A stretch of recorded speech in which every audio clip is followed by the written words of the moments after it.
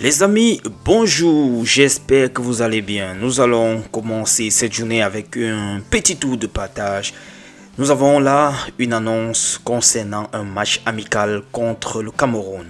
Le Cameroun va devoir affronter la Côte d'Ivoire le 3 octobre prochain. Ce sera à Abidjan au stade Ebimpe. Un match qui va donc se passer, qui va avoir lieu après les deux matchs d'éliminatoire de la CAN 2027. Les Lions, après une longue période sans match, sans temps de jeu en tant qu'équipe nationale, vont devoir retrouver le rectangle vert.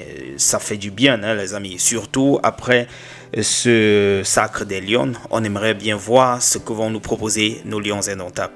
Je crois qu'ils doivent avoir la pression cette fois-ci de nous livrer quelque chose de beau, quelque chose de mieux que ce que les filles nous ont produit il y a cela quelques jours, je dirais quelques semaines.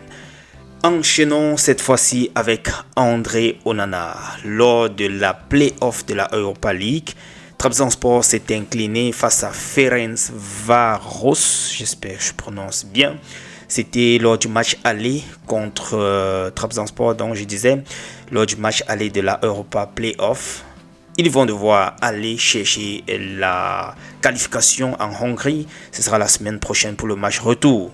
Même la présence de Mo Salah n'a pas été easy pour Trabzonspor de pouvoir prendre le dessus ou bien au moins faire le match nul.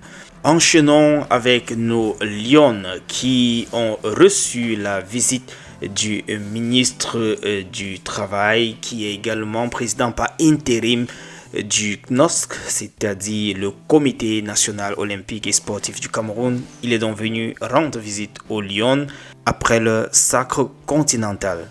Une visite peut en cacher une autre. Nous avons ici Jean-Baptiste Bissek, l'ancien sélectionneur des Lions, qui est donc venu le rendre visite également après le sacre. Lui qui n'avait pas pu les qualifier, je dois le rappeler, il n'a pas pu qualifier les Lions pour cette CAN 2026 et est quand même venu les féliciter pour leur sacre, pour leur trophée. C'est, je pourrais dire, un geste de fair play. Tu n'as pas été capable de le faire et malgré tout, tu es revenu quand même dans la maison pour leur dire félicitations. On enchaîne ensuite avec Fatimatou Kone qui a été reçue par une élite du nom, El Hadji Ndi Kanzi. J'espère que je prononce bien. C'était également après le retour de la Coupe d'Afrique. C'était du côté de Yaoundé. Et maintenant, nous allons prendre les joueuses du Malawi. Elles ont eu droit à un déjeuner du côté du palais présidentiel. Un moment chaleureux et de reconnaissance après l'espoir qu'elles ont eu à réaliser après avoir réussi à valider la deuxième place de la Coupe d'Afrique des Nations.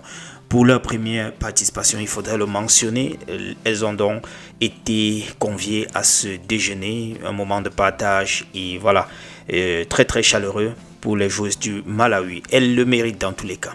Ensuite, sur cette image, pour terminer, de Samuel Eto'o et Fally Ipupa, et également de Naomi Eto'o qui s'est déjà transformée. Elle est déjà en train de se préparer pour la réception sûrement ou la présentation du trophée du côté du Palais de l'Unité.